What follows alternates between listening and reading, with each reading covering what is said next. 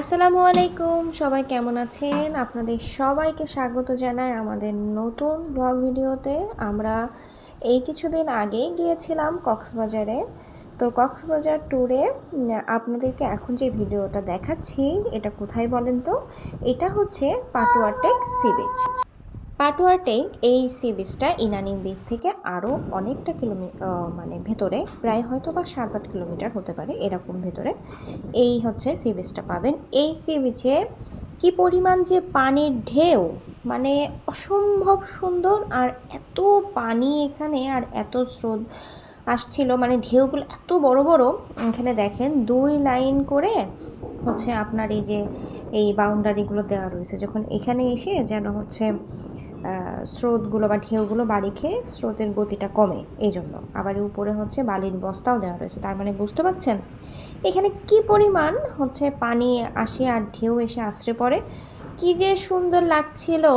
তো এখানে আমরা নামি, আর এই টাইমটা সম্ভবত যেহেতু আমরা পরের দিন শুনছিলাম এই টাইমটা হচ্ছে জোয়ারের টাইম ছিল, এই জন্য মানে কি বলা যায়, উথাল পাথাল ঢেউ, এত ঢেউ আসছিল, আস্তে আস্তে পড়ছিল, কি দারুণ লাগছিল।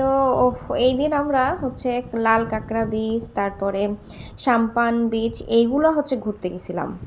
তো এই ফেরার পথে আমরা এইখানে আবার দাঁড়াই। আমরা যখন যাচ্ছিলাম তখন এখানে দাঁড়ায় কিছু ছবি তুলি, আবার যখন ফিরি তখনও এখানে আমরা দাঁড়াই ছবি তুলি। তারপরে এই যে ঢেউ আছড়ে পড়তেছে, এটা যে কি দারুণ একটা ফিলিংস আসছিল, অসম্ভব সুন্দর। আর পরিবেশটা এত দারুণ লাগছিল আসলে। সাগর পাড়ে যে সাগরের এরকম হচ্ছে উথাল পাথাল ঢেউ, আছড়ে পড়া ঢেউ দেখতে না পারলে মনের ভেতরে শান্তি লাগে না, তাই না?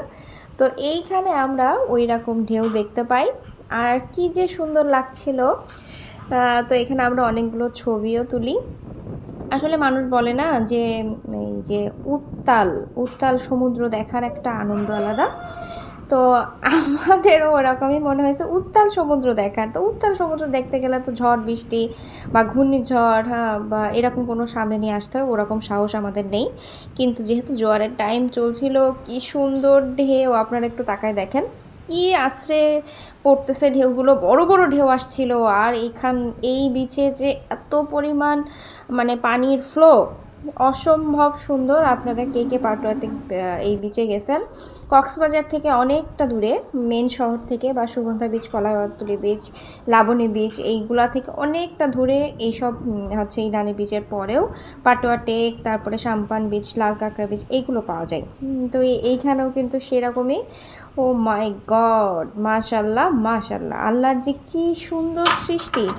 আর আল্লাহ পৃথিবীটাকে এত সুন্দর করে সাজিয়েছে, দেখলেই যেন মনটা ভরে যায়।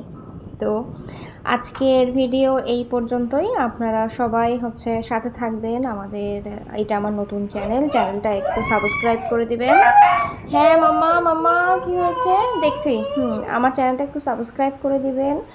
আর চ্যানেলটাতে হচ্ছে আপনারা সাবস্ক্রাইব করলে আমি সাপোর্ট পাবো, এগিয়ে যেতে পারবো চ্যানেলে, খুব তাড়াতাড়ি মনিটাইজেশন পেয়ে যাব। তো আজকের ভিডিও এই পর্যন্তই, সবাই ভালো থাকবেন।